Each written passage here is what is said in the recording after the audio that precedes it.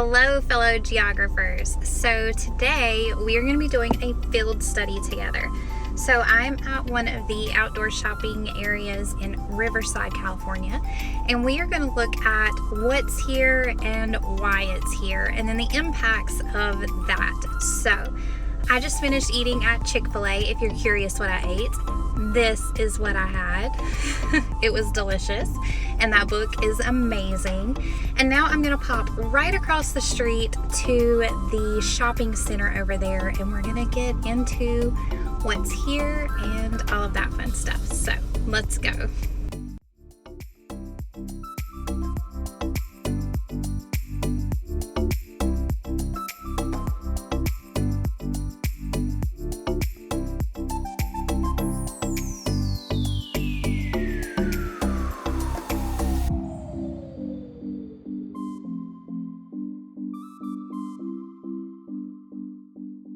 So I'm starting over here in this section of the shopping area because when you pull in, this is the first thing to your right, and it's several places to eat. So you have a Panera Bread, you have frozen yogurts, you have a California Pizza Kitchen, and I think this is a really interesting place that they put first because they can draw a lot of people into this area just by giving them options for places to eat. Chick-fil-A, Wendy's, Panera Bread, all of these places like this are very appealing to people with families. They have a lot of easy stuff. As someone who is a mom, I try to, when we go out, we pick places that we know our boys are not going to pitch a fit about and they're going to enjoy eating there. So when you first come in, you see that these are, they can be family friendly or they can kind of swing the other way if you have a more diverse palate at CPK or California Pizza Kitchen also, but they're also kid friendly. So it gives that balance between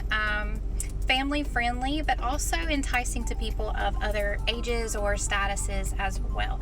So I'm interested. Now we're going to jump out of the car. It's so hot. I'm getting so sweaty already. We're going to jump out of the car and go check out what stores kind of follow this area of eating.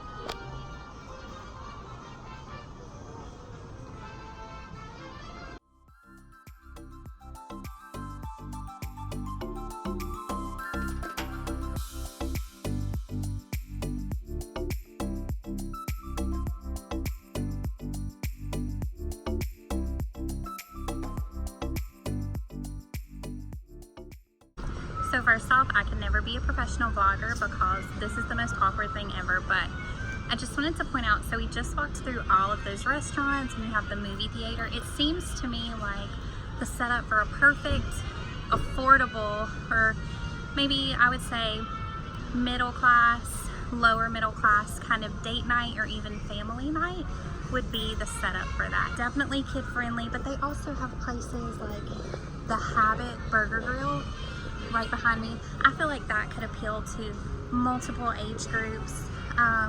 The music is almost like jazz style music, so it's not specifically targeted at younger groups right now. I would be interested to come back later in the day and see if it appeals more to your millennials or your Gen Y groups, but right now it seems like it's family or your older groups that it's trying to appeal to. But we're going to go to the stores now. I'm going to go inside a few different stores, but three that I want to focus on specifically. So the first one you come to after the movie theater and those restaurants is Forever 21. Everything is very bright. The clothes are bright. The lights are bright. It's very open. The music is going to change. So we're going from jazz to now something a little more trendy. The fashion in here is very cheap, affordable for your teens and early 20s that are in the lower to middle class, and this stuff is gonna go out of style quickly, and it's just what's on trend right now. It's not really for work or things like that. With the places to eat and the movie theater and then Forever 21, I think you're going to see this set up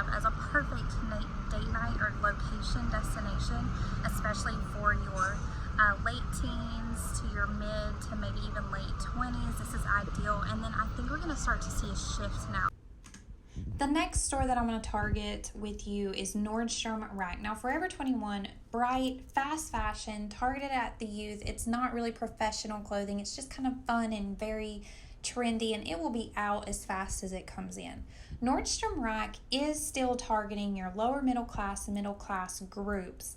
However, this is higher quality clothing at an affordable price. So these pieces are meant to last a little bit longer. You see the colors are more neutral. They're more like staple pieces in comparison to Forever 21. And you are going to find name brands in here. You also find toys and kids clothing here. So they're targeting a little bit of an older group, but still in that same economic bracket. So the thing that you're definitely going to see with Nordstrom Rack is a perfect transition from Forever 21 up to getting closer to like my age group and older. So Forever 21 is targeted more at your young teens, mid-teens, late teens, early 20s. And then as you transition into your late 20s and 30s, you still want similar things, but maybe not quite as cheaply made, but you still need affordable prices. We're not making tons of money yet, most of us, and that's where Nordstrom Rack comes into play, where you can get more better made, better quality, a little bit more expensive, but it doesn't break your budget. All right, let's see what's next.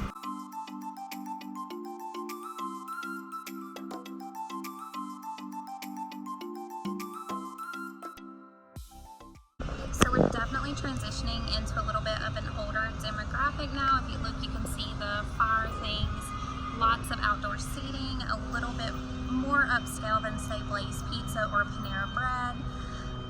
These are places where you can still do family things, but these places are going to be more appealing to people probably a little bit later, a little bit of your older group. So I would say mid to late 20s and older. This is probably like a nice place to get something good, still slightly affordable to eat, but you can also have drinks and things like that.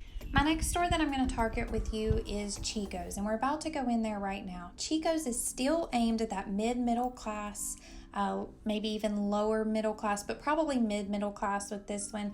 And this is your professional attire. So throughout this shopping experience, we've seen all facets of the middle class economic group be able to find something that appeals to them, particularly women here with this case study.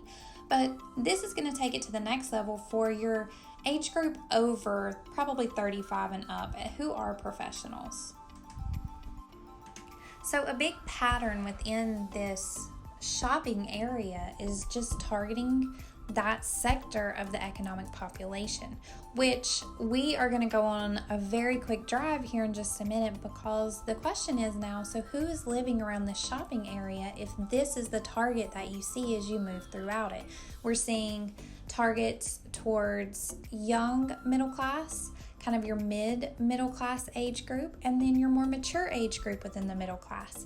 We're seeing families targeted, we're seeing young couples targeted, all of these things, and it would be interesting to see, which we're going to go do, who actually lives here. And just like that, we are back where we started.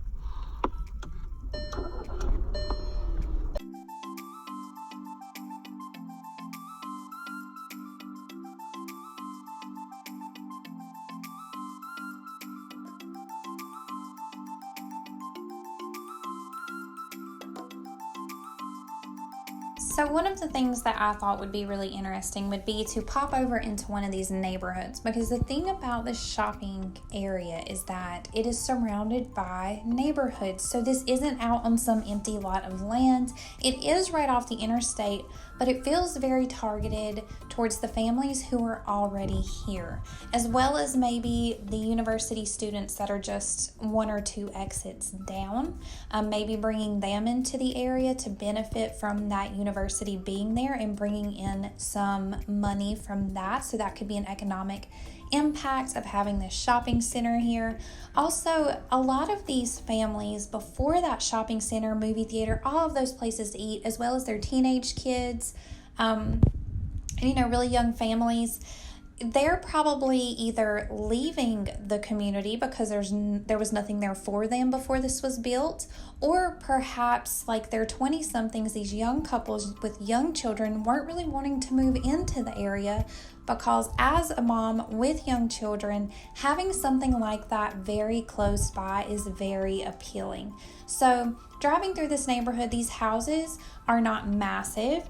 Like I said, this feels like a very middle class or lower middle class kind of area that's right on top of this shopping center. But this could provide jobs for unskilled labor, for your younger groups to get jobs here. It could provide jobs to college students that are just a couple exits away. It could provide entertainment for families with young kids. And as we come around this corner up here, there is also actually an elementary school, and you're seeing basketball hoops and things like that throughout this neighborhood.